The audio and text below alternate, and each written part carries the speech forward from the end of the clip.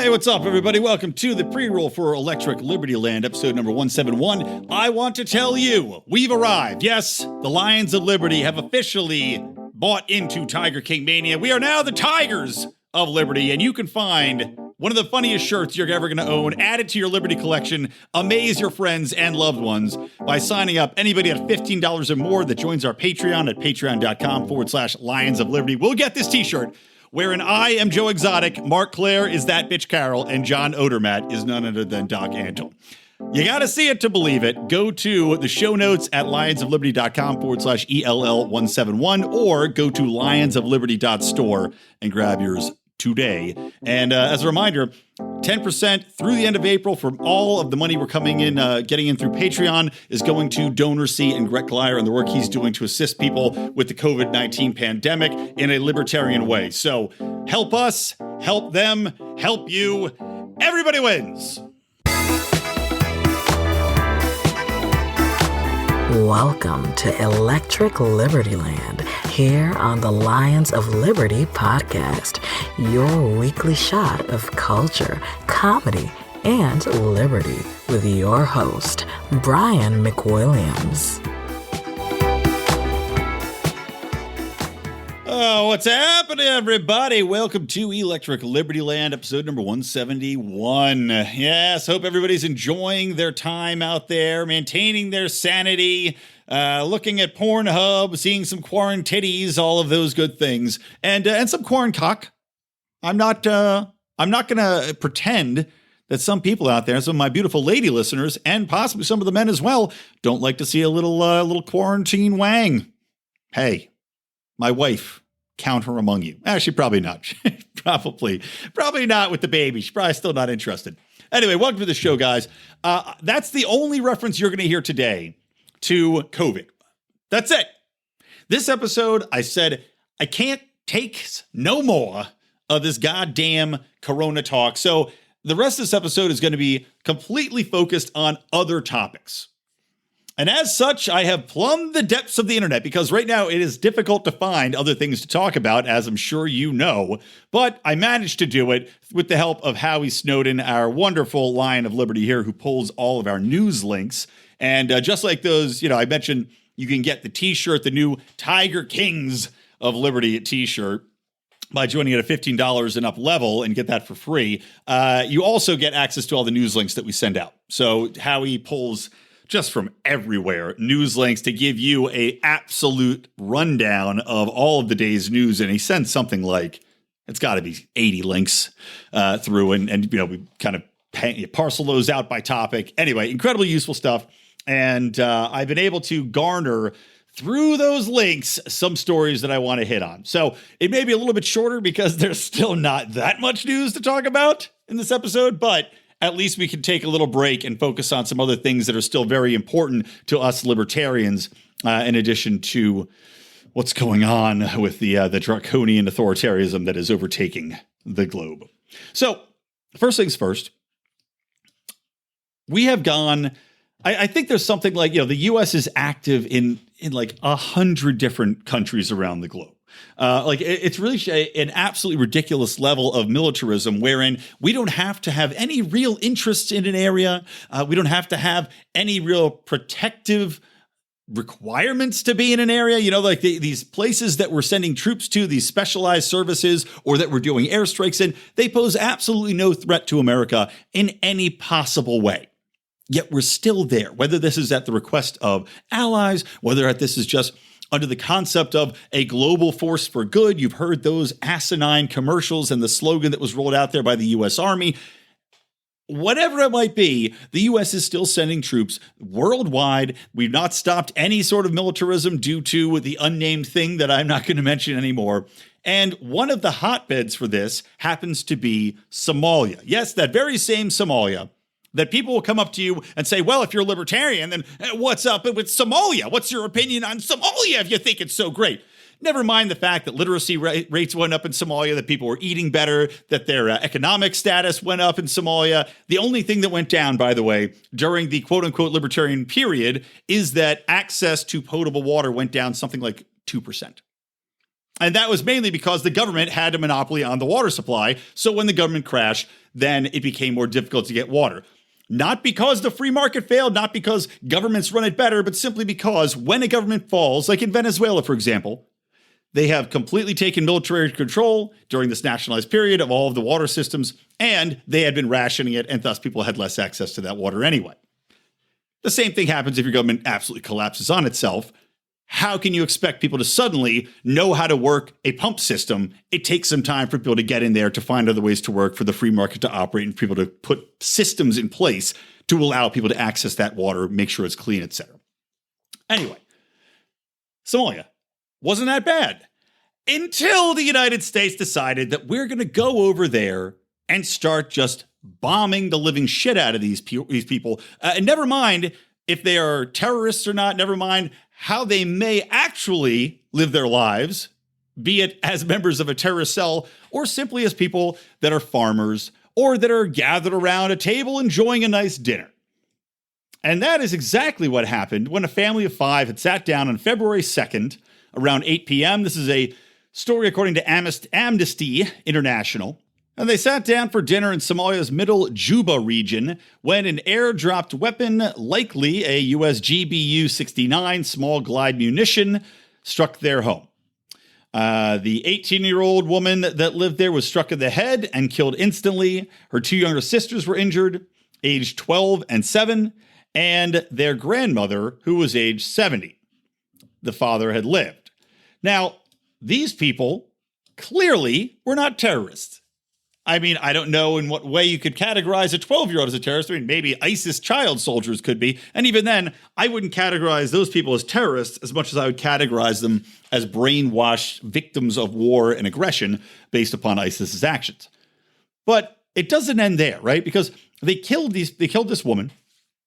Then they said, well, we're not going to take too much credit for that because, we think they're terrorists. And it's not just this family either. On February 24th, 2020, a Hellfire missile from another U.S. airstrike hit a Masalanja farm near the village of Kumbariri.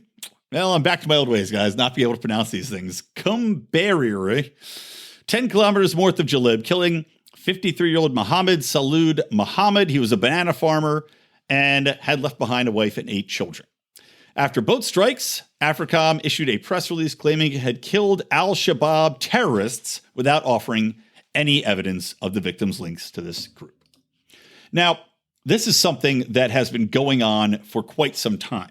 And as I've discussed in this show before, the only thing this does is make us less safe. The only thing this does is destroy the lives of innocent people and create terrorists. I mean, there's no possible way, even if you did kill the actual terrorists that you're trying to target, what impact could they possibly have on Americans? The answer to that's absolutely zero. What emphasis or what influence could they have in the region that would impact our interests? The answer again, absolutely nothing. Zero. These people are regionally focused. Even the terrorists, they're regionally focused. And you could be opposed to terrorism in its all forms. You could be opposed to innocent people being used and murdered for political reasons as terrorists do. I would agree with you.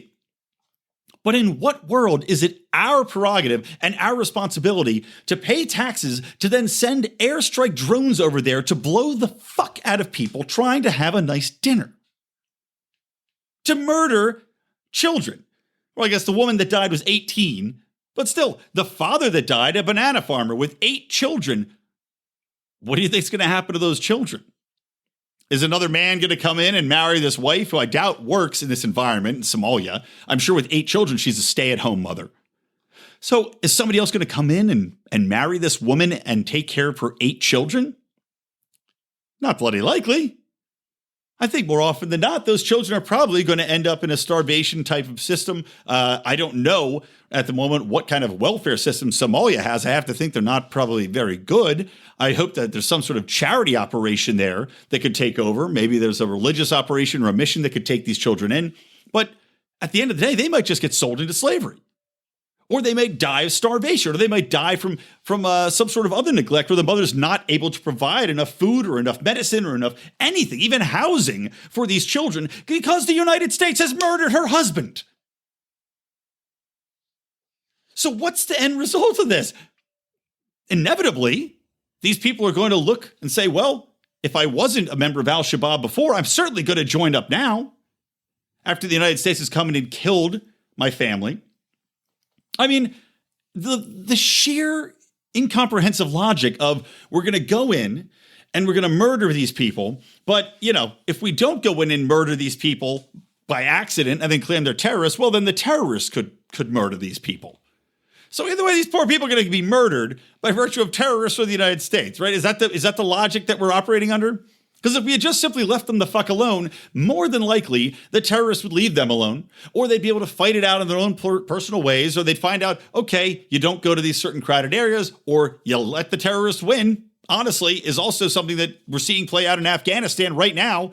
The United States is still over in Afghanistan, almost 20 years now, because we were supposedly overthrowing the Taliban, stopping terrorism, right? And we're supposed to be getting these people on our side, winning the hearts and minds, and installing all of these systems of democracy. What actually happened? Oh, yeah. Well, the Taliban's still there, and the local population would rather just live peacefully under an oppressive Taliban regime that are quote-unquote terrorists, rather than fight against the Taliban and risk life and limb and family for a war that wasn't theirs. And I'm pretty goddamn sure that's what's happening in Somalia as well. But even more than Afghanistan, where we were conned by false pretenses and lies into believing that Afghanistan and the Taliban were responsible for 9/11, I can't think of a single thing that Somalia has done to us. Not a single one of my friends. And there's a large Somali population in Minnesota. So you could say that really, us going over and bombing the shit out of Somalians and terrorist groups over there, well, that would make us less safe at home. Because if you've got a large Somalian population in Minnesota and some of these other places around, well, maybe they have relatives that we just got killed. Like in Somalia, maybe the relatives that just got blown up, well, maybe now they join al-Shabaab and now they're here in America where they can actually kill people and they can impact what goes on here and they can set off a bomb in a mall. None of that would be happening. Those dominoes wouldn't fall if we weren't over there in the first place. And it's shameful that the United States, after saying that, and well, granted, Trump rolled this back. Again, shame on fucking Trump, because Obama had pledged to open it up and be more honest about the drone casualties. Now, that was probably a lot of bullshit. But then Trump says, no, we're not going to do that. But to see blatant lies, to see how the war on terror, and I've talked about this before too, many times, the war on terror is a blank check to describe anybody as a terrorist. You're seeing it in use for Iran right now, where we're describing the entire Revolutionary Guard as terrorists. And now, whoa, they're terrorists. The war on terror gives us an infinite amount of money to throw out and an infinite amount of troops, an infinite amount of leverage to go around Congress and to go in there. Although Congress, to their credit, did rein in, just in Iran, Trump's war powers and his ability to go after these people. But still, up until this point, a blank check to do whatever you wanted to, because in the war on terror, you don't have to go to Congress. In the war on terror, you're responding. It's a state of constant emergency. So the president has a unilateral power to be able to murder whoever he wants, to assassinate fucking generals, because they're terrorists. I don't think that doesn't mean that it can't be turned on you here in America. Obama set that precedent with these enemy combatants, home or abroad, where your habeas corpus is completely suspended. You're able to be black bagged in the night, detention without representation, inability to see a lawyer, inability to talk to your family.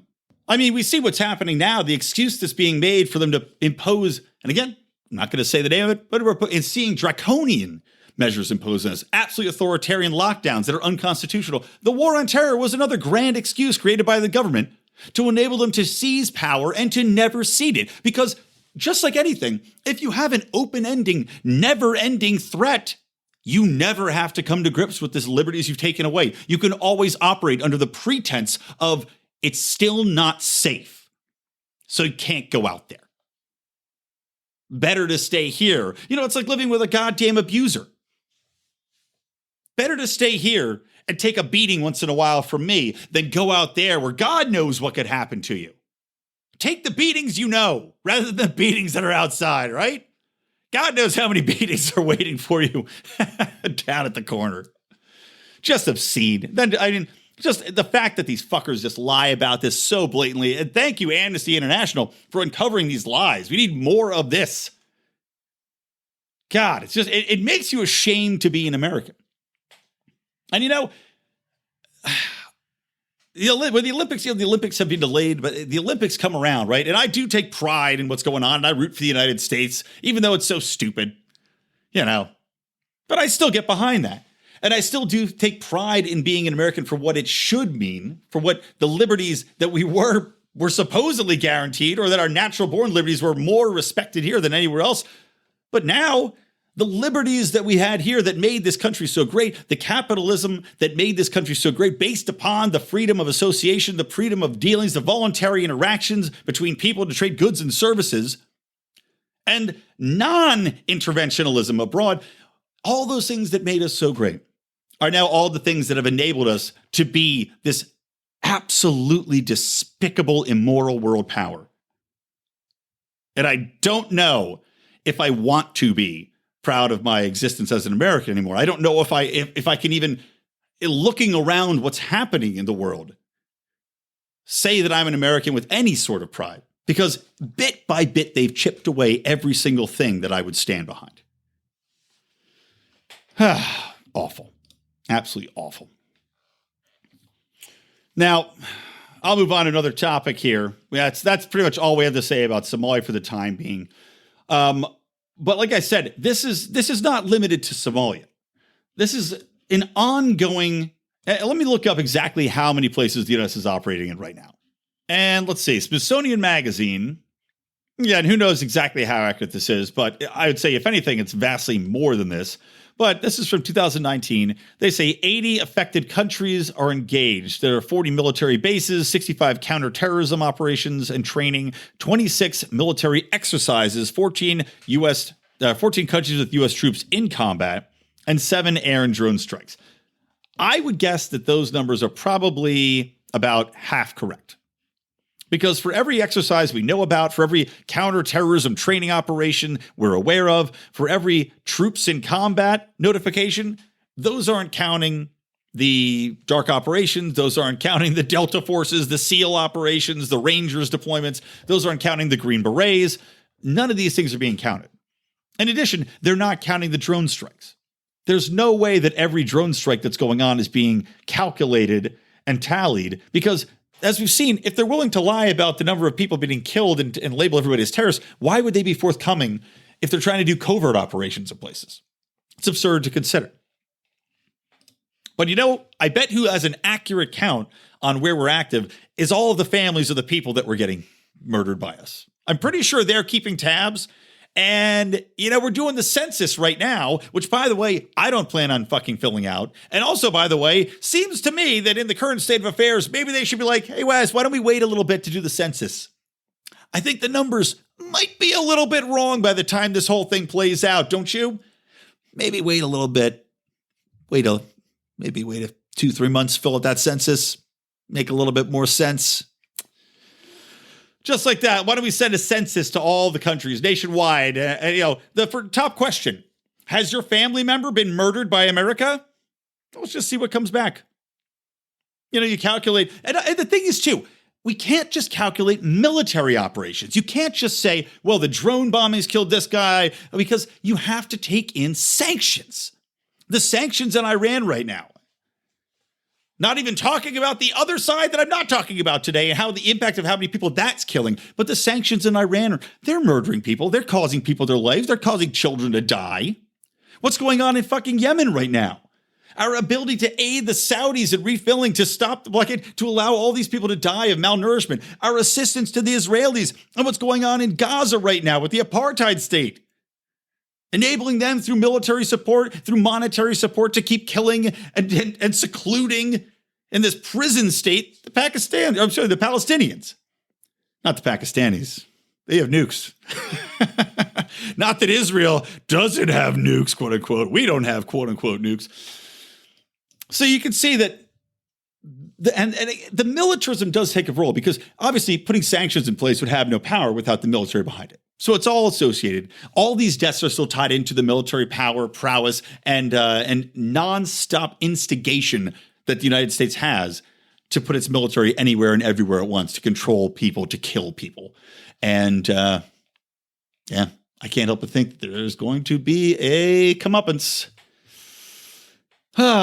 Question is, how do we stop it without getting a libertarian in office?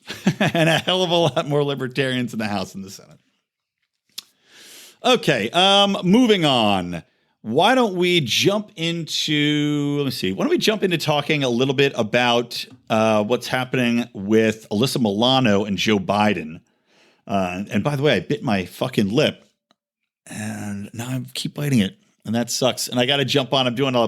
By the time this airs, it would have been last night, but I did.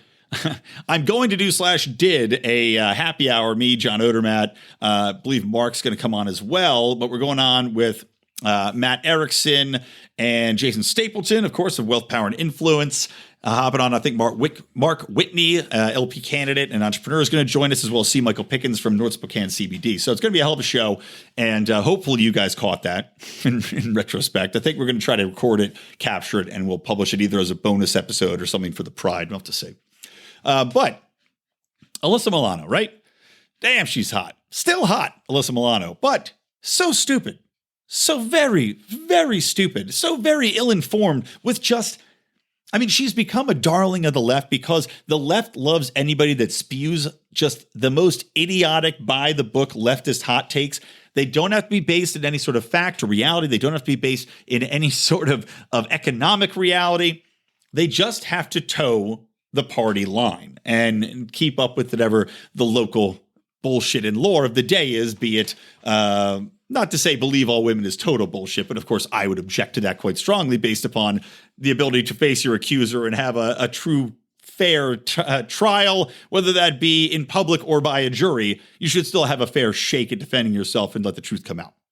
Now, Alyssa Milano has been very prominently involved in the Me Too movement, coming out, supporting Rose McGowan, going after Harvey Weinstein, just being, she made her bones because she was a forgotten entity. Once she left Charmed or whatever the hell the last thing she was on, she was became hot former actress on Instagram. And by virtue of the Me Too movement, was able to kind of leap back into the public eye quite prominently. Now, the sickening and sad thing to see is that the hypocrisy that was on display during the entire Me Too movement. And by that, I'll refer to Owen Benjamin. I haven't heard from Owen Benjamin in a while, actually. Forgotten man. But Owen Benjamin had made this point, and he is exactly right.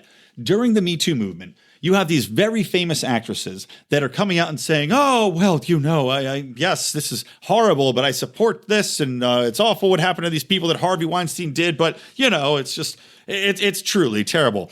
However, none of them actually stepped forward to report it.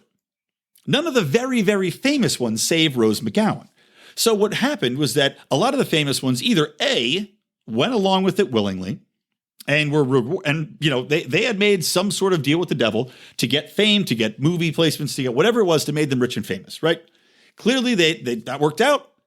It must have been a satisfactory arrangement for them because they didn't go to the police about it and they are rich and famous, so they were complicit. The problem is less with those women and more with the fact that, or at least the outcomes of those women, and more with the fact that all of these other women who were equally cajoled into sexual favors or, their alleged rape accusations, the lesser known women, the ones that didn't get the big roles that for whatever reason, well, they just kind of went in there, got raped or assaulted, and no one was the wiser. Because all of these more powerful women that had become famous were protecting them by not speaking out or by going to the galas and taking the pictures. Hillary Clinton and Harvey Weinstein pictured together. Reese Witherspoon right next to him. And you can trace back and see how many of these women were in Harvey Weinstein's films. Clearly, there was a quid pro quo here. And Alyssa Milano now is doing a similar thing with Joe Biden. Because she came out so vociferously against Harvey Weinstein. How he's the worst, and he's awful, and just tar and feather him. Believe all women. I just bit my fucking lip again. God damn it. My Wolverine fang in my left. Believe all women, right? And yet, now you have a very credible accuser in Tara Reid, who I talked about in the last episode, a former staffer who says in 1993, Joe Biden pushed her up against a wall and shoved his fingers up her snooch without any sort of invitation, not even a wink. Just decided, oh, well, somebody told me that you liked me, so here you go, kid. Here's some fingers up your vag. Look, gross old Joe Biden fingers. Can you imagine? Ugh, disgusting. So, very credible accusations from a woman that's not insane, that's not coming out of left field, a former staffer of Joe Biden's. The media has ignored it for the most part, and Alyssa Milano is on Twitter basically defending Joe Biden and saying that, well, you know, we shouldn't really go too far into this, right? Now, what's delightful for me in this is that Rose McGowan, who Alyssa Milano had, sisters, soul sisters, because they were on the show together back in the Charmed days. These soul sisters have now split pretty severely. And that came to light because Milano went on Andy Cohen, who I know was a Bravo the guy that created all those housewife shows, because my wife watches all that shit. But I guess he has a radio show. However, there you go. Milano goes on. She's talking about how it's important that we believe women. But then Cohen, interrupts to say, oh, yeah, I agree with what you're saying. And Milano goes on to say, I've been very vocal about Biden and my support for him. I don't feel comfortable throwing away a decent man that I've known for 15 years in this time of complete chaos without there being a thorough investigation. Now, isn't that interesting that Joe Biden, the Democratic nominee, presumptive nominee, that is, unless Cuomo replaces him or becomes the VP and Biden keels over Corona. Now, isn't it funny that now all of a sudden it goes from believe all women and that anybody that is accused is instantly and irrevocably tarnished to, oh, well, let's slow it down, huh? Let's pump the brakes. Let's make sure that everything's right here. Let's make sure to do an investigation before we just throw this guy out and tarnish his name. Now, if you recall, Chris Hardwick didn't get that benefit of the doubt. Chris Hardwick almost got his career ruined because an ex-girlfriend had said that he was mean to her and controlling. We don't know if it's true or not. He didn't beat her. He didn't sexually assault her. He just was mean and controlling, according to her. Now, because she could have left at any time, but chose to stay with him probably because he was Chris Hardwick. And he also had an ex-girlfriend of his who was on the show Stan vs. Evil, the chick who plays Evie on that show. She came out and says, none of that ever happened to me. I don't know what's wrong with this woman. None of that ever happened to me. You also had, who's that utterly unfunny Indian comedian? God, I hate him. Oh my God, I'm blanking on his name, the guy from Parks and Rec. Anyway, it doesn't fucking matter. You know who I mean. Not Kumail Najati, but the other guy that's a little, God, he fucking sucks. Anyway, he also had this idiotic article in a woman's magazine that doesn't exist anymore. Basically, just a chick had a bad date. A chick liked going out with this celebrity. He invited her up to his apartment. They made out. They started having sex. She asked him to stop. At no point did she ever tell him to stop and slow down, by the way, until this. She asked him to stop. He did. They then watched Netflix, and she went home, and then she went to the media and wrote this whole big fucking story about it and made him out to be some sort of monster in the eyes of feminists when she could have also left at any time. But we're seeing people have their lives ruined. And Alyssa Milano piled on that more than happily. And now with Joe Biden, though, let's slow it down. Now, the great thing is, though, that Rose McGowan called the bitch out for it. Here's what she had to say on Twitter. This is responding to Alyssa Milano, because Alyssa Milano tweeted, I explained my silence on the allegations against Joe Biden in this clip. I'm still endorsing Joe Biden. Hashtag me too. Hashtag time's up. So Rose McGowan responds, you are a fraud. This is about holding the media accountable. You go after Trump and Kavanaugh saying believe victims, you are a lie. You have always been a lie. The corrupt DNC is on the smear job of Tara Reid, and so are you. Shame. Good job. Good job. If there's one thing that I know about, not just the left, really both sides of the political spectrum, the only one that I'd say is not hypocritical or libertarians, unless you're some sort of socialist libertarian, then I don't even know what's wrong with you. You have a mental disorder that you haven't been able to reconcile in your own brain. But it shows the hypocrisy of these parties, how they don't give a shit, whatever it takes to get ahead. It's like when the GOP members are going after the gay community, and then it turns out that half of them are having sex with male prostitutes. Well, just like in the same vein, the DNC will go after anybody in the Me Too movement, everybody they can to smear them and tarnish them if it comes in handy. Brett Kavanaugh, of course, being the most prominent in recent memory. But they'll jump on that tarnishing train as long as it serves their political goals. And as soon as it doesn't, well, never mind. We should really look into reason a little bit here. We should really slow things down a bit, don't you think? You know what else I think? I think it's time to tell you about our friends at Good Morning Liberty.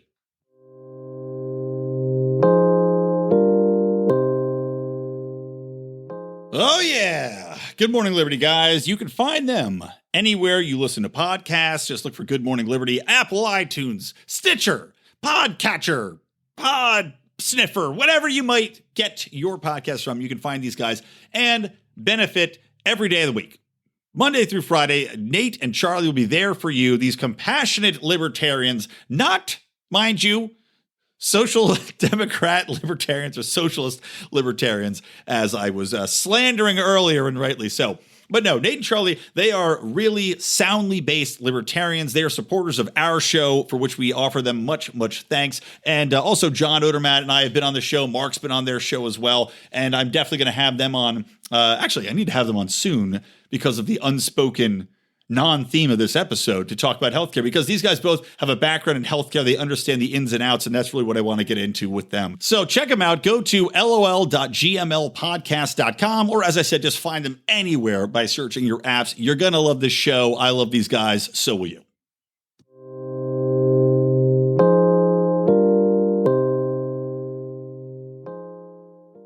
All right, welcome back to Electric Libertyland 171. By the way, next week's episode, shocking guest, guys. You're not going to believe it, but yes, your old buddy Brian here pulled in. As you know, let me preface this. You heard me talking about the Tiger Kings, right? And the Tiger Kings of Liberty T-shirt that we have now. Well, in a perfect tie-in, I'm actually going to be having on a man that you may remember distinctly if you're a libertarian and you have been paying attention to Tiger King, because there was a guy there who ran the campaign for Joe Exotic, or Joe Exotic ran as a libertarian candidate, right? The man who ran his campaign, Joshua Dial, will be on this show doing an interview next week. Yes, I have confirmed it this week, so he will be on, and it's going to be an interesting show because I want to find out where he is now with his beliefs. I think he may have strayed somewhat, but I want to get into that a little bit. I want to hear about him working with Joe Exotic. I want to hear about the libertarian leanings of Joe, and of course, we'll just talk about some of the other current events and news that's going on in the cycle today. So make sure you do not miss that because it's going to be a hell of a thing. Okay, let's get back into this week's show. All right, yes, so I'm back. I have just finished up doing the live feed with Jason Stapleton, with Matthew Erickson, a.k.a. Matt Rothbard, from the Wealth, Power, and Influence podcast. And, of course, Mark and Odie joined me as well. And also Mark Whitney came on, which was fun. So that was fun. I'm now drunker. But I am back here to finish this podcast up. So we talked about Alyssa Milano. We talked about Joe Biden. We know the accusations there. Now, what's interesting is that Joe Rogan, who has gotten shit, he got shit for supporting Bernie Sanders, right? And I don't know why. I mean, libertarians, look, we respect Joe Rogan because Joe Rogan has brought on Dave Smith before. I think he had he had someone else on that was fairly libertarian as well. But he's at least willing to talk to people about the ideas. He has an open mind, even if he does definitely trend more towards the socialism and leftism side of things. But still, he'll talk to you respectfully, mind you, talk to you, and he has an open mind. Great. Joe Rogan supported Joe Biden, right? Came out and supported him. And then, of course, everybody that was an anti-Bernie Sanders guy said that Bernie Sanders supporters were toxic, which, granted, I'm sure some of them are. I'm sure some of our supporters are toxic. You know, it's like, no matter what group you're talking about, there's going to be some nutballs in it. That much we all know. But now, Joe Rogan's getting an extra layer of shit because he now has said, I'd rather vote for Trump than Joe Biden. And he was talking to Eric Weinstein, who was, of course, I hope I'm right here.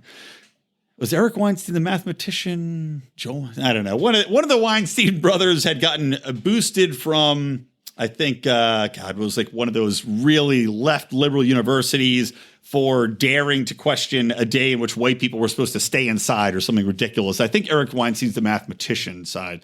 Anyway, he was on Joe Rogan's show. And Joe Rogan said, the Democratic Party has made us all morons with this Joe Biden thing. I would rather vote for Trump than him. I don't think he can handle anything. Now, that's a pretty logical statement. That's simply stating what we can all see and is easily observed by any Joe Biden interaction, by any Joe Biden debate performance, by any Joe Biden media performance. I mean, Christ, he was talking about the coronavirus and just forgot what he was saying halfway through the sentence. I mean, the man clearly is not all there. And the fact that the Democratic Party is pushing him forward and support, I mean, I can't believe people are supporting him. It just shows you how weak of a field the Democrats keep putting forth, if we're being perfectly honest. I mean, Christ, Hillary Clinton lost to Donald Trump. A joke of a man, a reality star, a billionaire who started his life as a millionaire, who's lost as much money as he's made, but is great at personal branding and is a funny guy, a guy that people supported because he didn't back down from the establishment, a guy who's told it like it is, according to a lot of people that support him. And also promised us, of course, things like non-intervention, which he has not lived up to, ending regulations, which he's quasi-lived up to. But again, the Democrats are content to trot out and support en masse, by virtue of their voting processes, a candidate that is obviously inferior.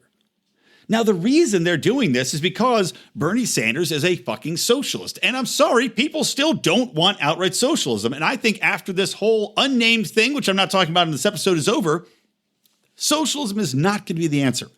I know Dave Smith is worried about it coming to fruition. I know he's worried about fascism. I think this is going to turn people the opposite direction. Just like the entire movement, the over-politicization, the over-emphasis on race relations from the left, this big push into socialism and socialized medicine and socialized everything and socialized education has had the opposite effect. It's getting rejected. Elizabeth Warren, gone. Bernie Sanders, effectively gone. All of the other left-leaning candidates, effectively gone. AOC, marginalized, may not even actually get reelected. And actually might lose her district because the DNC is pushing her out. Which is kind of funny. So you've got this absolute troglodyte candidate that only has as his backdrop the fact that he was a vice president to Obama, who people for some reason still hold as some sort of icon, despite the fact that he was one of the worst presidents in American history. And at the same time, you've got Biden out here forgetting what he's talking about, having his eyeball explode with blood during debates, getting accused of sexual assault, which clearly the left doesn't care about if it's their guy. And now he tried to have this live feed to interact with the youngins because, most of his base is older and still the people that come out to vote more often. Although I have a conspiracy theory that this whole what's going on right now might actually take out the most prominent voters and give younger people much more of a voice in elections because they're actually going to go out. But you have a complete incompetent out there. And for Joe Rogan to come out and say that he'd support Trump over somebody that he clearly views as mentally incompetent should not be something that should draw scorn. If anything, it should draw self-realization, which we thought would come for the Democratic Party after Donald Trump beat them. It hasn't. If anything, they doubled down with the candidates that got put forth. They don't live in reality looking at the plain facts that are laid bare. So now, of course, Joe Rogan's being torn asunder by everybody on the left, saying that he's a traitor, that he's an idiot, that he's an asshole, that he's a racist. And of course, all these things that Joe Rogan has said before about things like transgender athletes, which are purely based on one thing. The differences, the biological, muscular, structural, skeletal differences between men and women when it comes to sports, and saying that this is a man who's clearly a Trump supporter, that he's alt-right, that he's a bigot, that he's a racist, that he's all these other things. All of this has made me, in regards to Joe Rogan, is much more of a fan, if I'm being honest. It's made me respect him, even though I don't necessarily support the leftism that he has espoused earlier. I would never vote for Donald Trump in general, but it shows he's an independent thinker, and it shows he doesn't give a shit what people have to say. Now, granted, he's also built an empire based upon this huge podcast of listenership that he doesn't have to worry about people. But isn't that where we all want to be? I mean, we were just on with Jason Stapleton. I said this live feed we did. Jason also has built his own empire.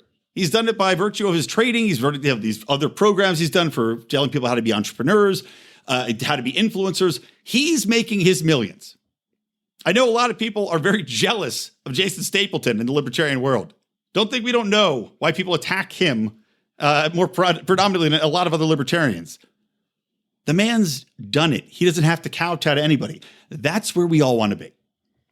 And Joe Rogan is in that spot, and I appreciate him not having the fear of retribution to say, I would vote for Donald Trump over Joe Biden because Joe Biden is not mentally capable. Now, that's not to say that Donald Trump is the man who should be entrusted with everything that I'd love him to take care of everything in the world. I don't think anybody's saying that. But if you have to put 1 and 2 together and you have to vote for one of them, clearly that would be Trump. And I don't think there's a question looking at what's become of Joe Biden recently. You know, I started talking about Joe Biden's, he was trying to do a live feed, and it was such a catastrophe, he abandoned it. Now he has a podcast, which is boring as shit. Mark and I were going to do a recap show because he thought it'd be hilarious. It's not fun. It's so over-edited, so overproduced because they know that Joe Biden can't be trusted to say anything that it's not fun to even talk about. It's the most boring podcast in the world. I can't see a single person downloading it. Especially not now when people have other things to do, more important things to do. So anyway, that's the Joe Rogan, Joe Biden conundrum. Next thing, moving on to, and we'll finish up the show on this, is that Donald Trump, you know, he's got a lot of other things he could be focusing his time on. He has a lot of other things that he could be doing, maybe making it a priority to end the wars, maybe make it a priority to take care of more of Americans, to give us more of our freedoms back, to end the FDA, to just get rid of the fucking CDC, any of these organizations that are making life misery for us. Maybe to end the FBI, considering the fact that they have all these FISA violations and the newest investigations they did found something like 26 errors per application. And they did like 1,500 of them last year alone. Just insane. But Donald Trump's decided that instead of focusing on any of these other things, he is going to take his focus and put it towards the moon. No, I'm not kidding. I'm not joking. The moon. He just actually, let me play this clip. Every time I talk about the moon, I can't help thinking about Aqua Teen Hunger Force, one of my favorite cartoons from Adult Swim back in the day, and the Moonanites. Let's introduce the Moonanites so we know what we're getting into with the moon treaty that Donald Trump wants to get into and moon mining rights. Take it away, Moonanites.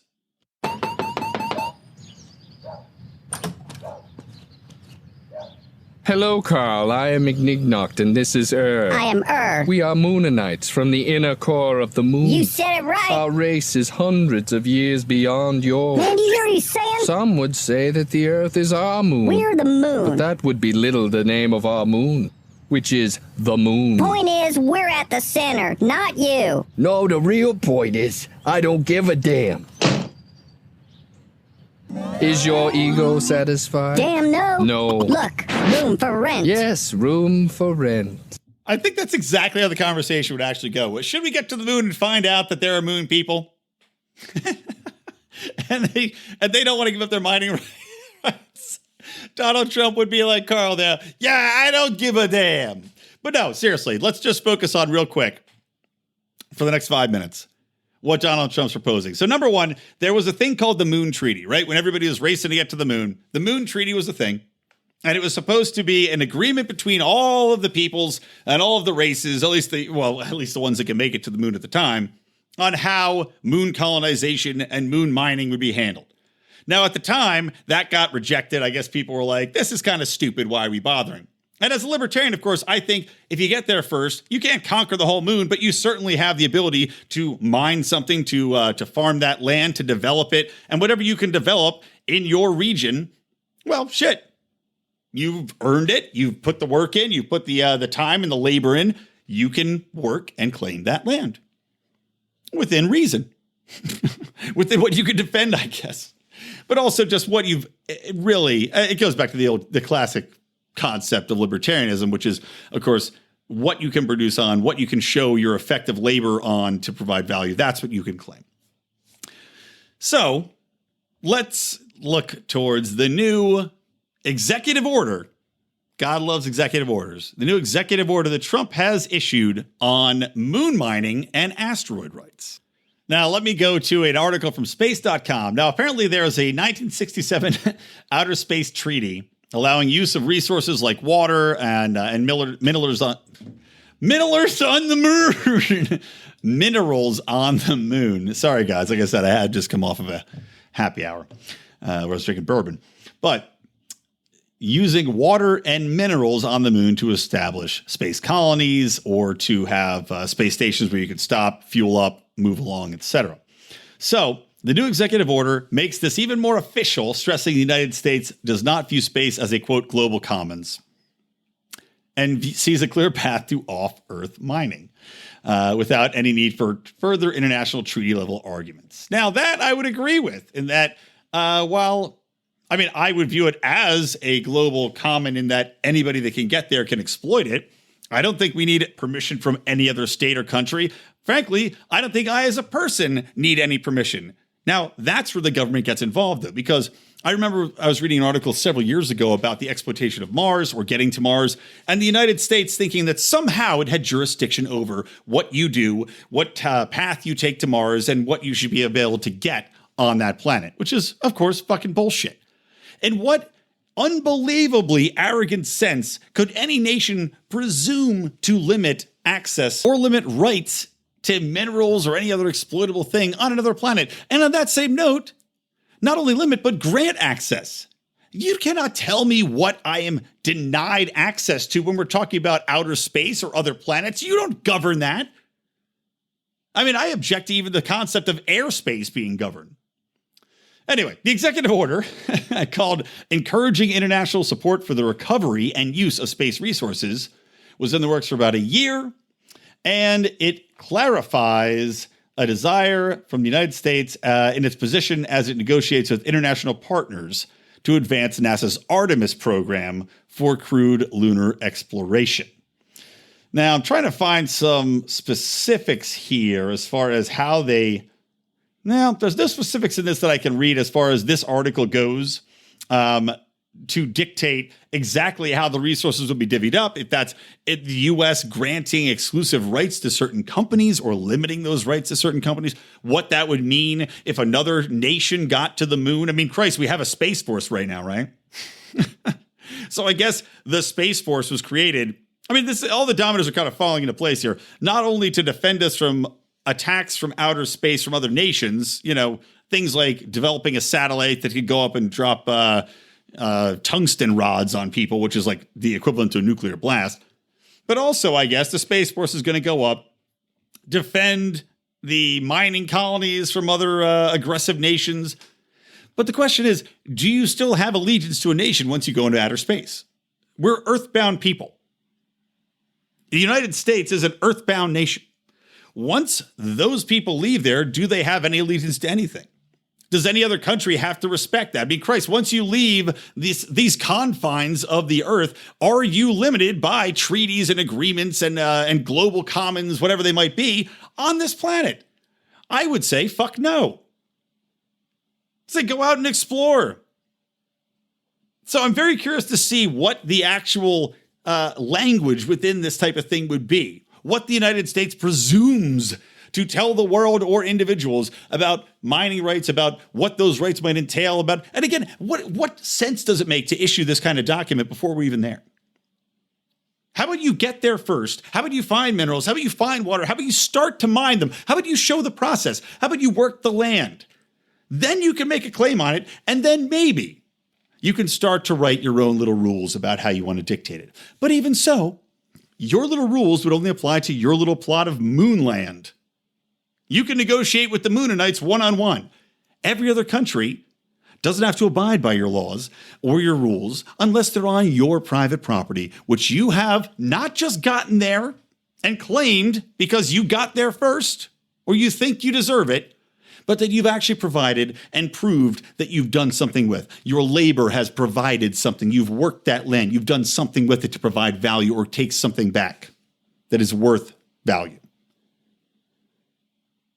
It's going to be an interesting next 20 years, people. Okay, that's going to wrap it up for this show, guys. Don't forget, listen to, we'll listen to Wealth, Power, and Influence. Our buddy Jason Stapleton over there. Matthew Rothbard, his co-host, was just on the podcast. I think that was probably the episode that's aired right before this one. A little bonus content for you guys talking about coronavirus stuff. There you go. I mentioned at the end, but I think I did a pretty good job avoiding the topic today. So check out Mark Claire on Mondays, and also in between, we're doing so much more bonus content right now for you guys in the public and our Patreon feed. I'm here every Wednesday. And, of course, John Odermatt on Felony Fridays. I think he's going to have a very interesting show coming up this Friday. I don't want to ruin the surprise, but it's going to be really, really interesting. Considering I've got the libertarian or former libertarian. We're going to see when we talk to him from Tiger Kings coming on Wednesday of next week. And John's got a very special guest this coming Friday. Hell of a lineup, guys, on the best libertarian variety show podcast on the internet. Okay, let's wrap it up so I can keep drinking and not have to worry about slurring too much. From me, Brian McWilliams, from the Lions of Liberty, and from Electric Libertyland, always stay plugged into Liberty.